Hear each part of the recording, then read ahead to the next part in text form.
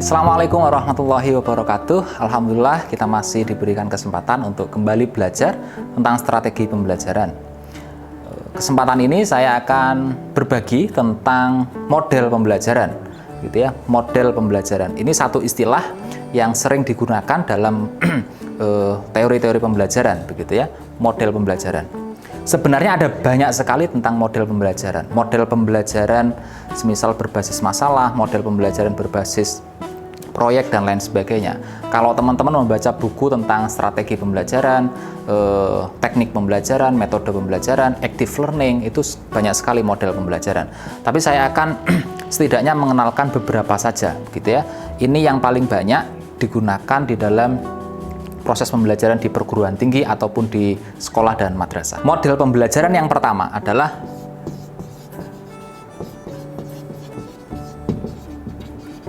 pembelajaran kontekstual. Oke, pembelajaran kontekstual. Maknanya ada dua pembelajaran kontekstual ini. Yang pertama adalah mengkaitkan materi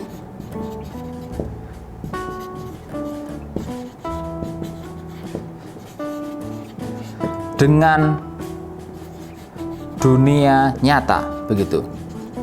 Jadi kita belajar di kelas, begitu ya, di ruangan tertentu, tapi guru itu tidak hanya menjelaskan materi secara teoretik, tapi kemudian berusaha untuk mengkaitkannya dengan kehidupan sehari-hari, dengan dunia nyata. Nah, dunia nyata ini bisa saja kemudian dikaitkan dengan apa yang dialami oleh peserta didik, atau sesuatu yang sekarang lagi up to date, misal ya, itu bisa.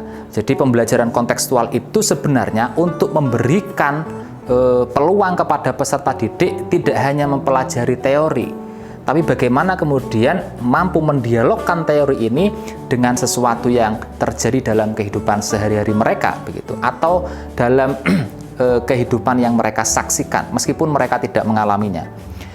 Atau pembelajaran kontekstual juga bisa dimaknai sebagai pembelajaran langsung.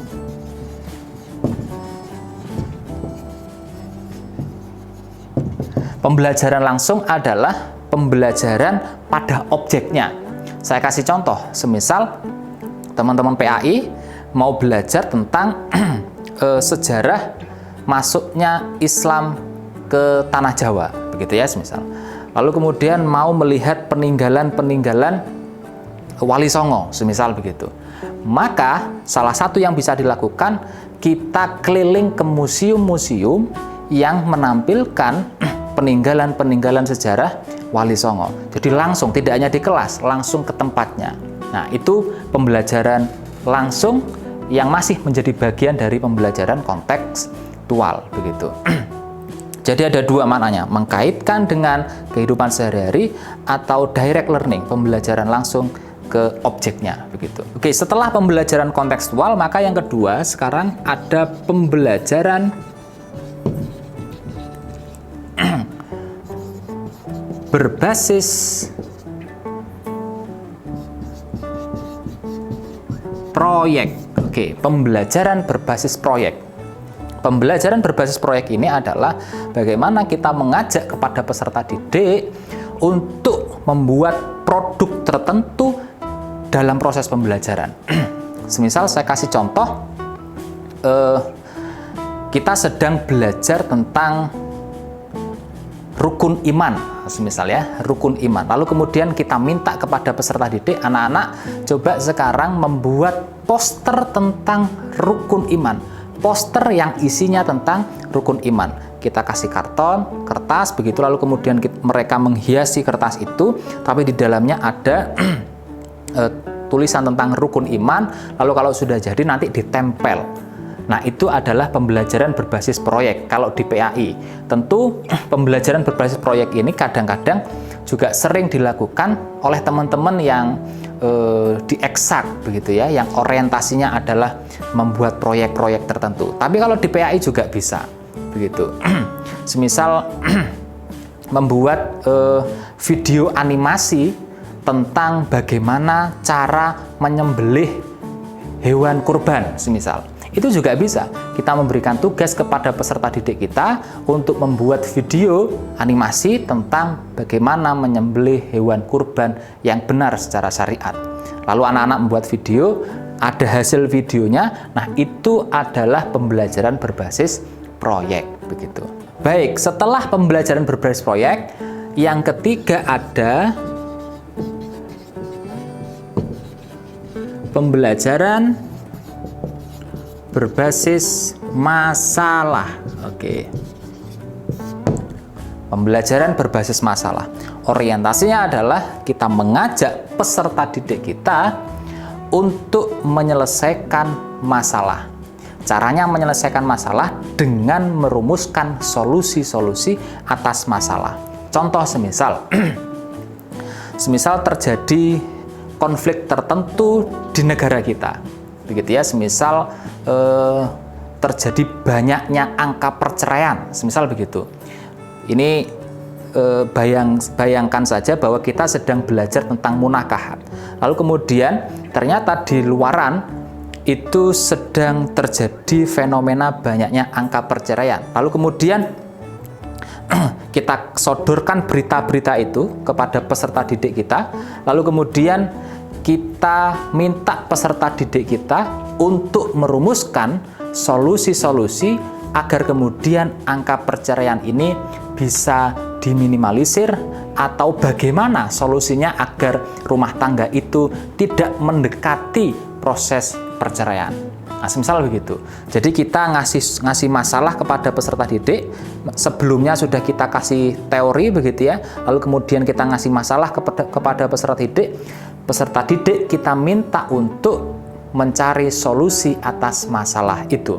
Nah, itu disebut dengan pembelajaran berbasis masalah. Nah, ini cocok untuk proses pembelajaran di level pendidikan tinggi atau sekolah menengah atas yang peserta didiknya sudah mampu menganalisa sesuatu, yang sudah mampu merumuskan solusi-solusi atas persoalan-persoalan yang kita hadapkan. Selanjutnya adalah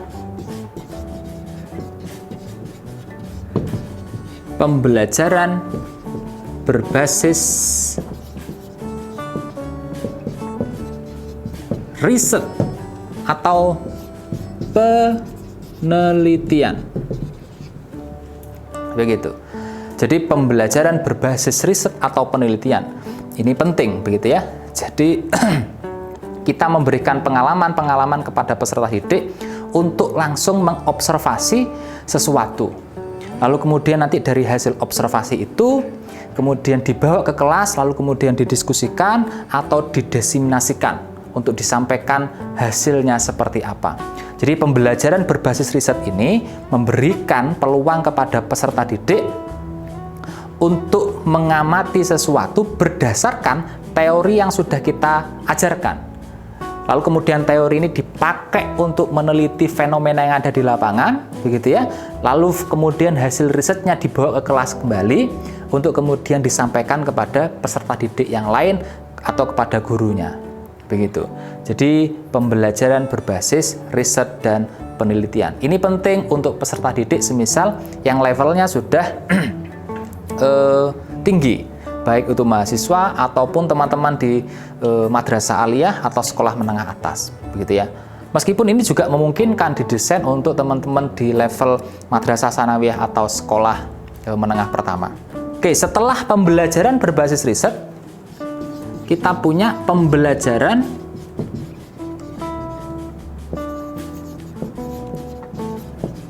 berbasis pengabdian.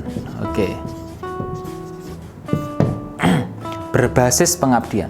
Jadi kalau tadi setelah kita ngasih teori, bekal teori kepada peserta didik, kita memerintahkan mereka untuk melakukan penelitian. Kalau ini beda. Pembelajaran berbasis riset, setelah kita ngasih teori kepada peserta didik, lalu kemudian kita memberikan tugas kepada mereka untuk mengabdi, untuk mengamalkan ilmunya tadi kepada masyarakat secara langsung, begitu ya.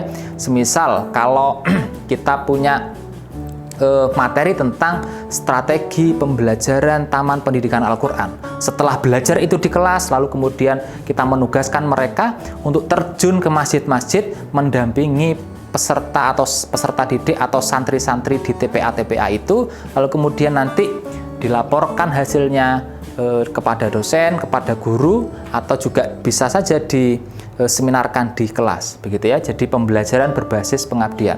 Ini juga dalam rangka memberikan pengalaman langsung kepada peserta didik untuk menerapkan ilmunya kepada masyarakat sekitar. Baik, itulah tadi beberapa model pembelajaran yang bisa saya ceritakan kepada teman-teman semuanya. Meskipun sebenarnya masih banyak lagi model-model pembelajaran yang bisa dikembangkan. Setidaknya dari beberapa tadi ini bisa memberikan rangsangan kepada teman-teman, pilihan kepada teman-teman, mau kita ajak kemana toh peserta didik kita itu. Tinggal dilihat tujuan pembelajaran yang hendak dicapai oleh peserta didik kita.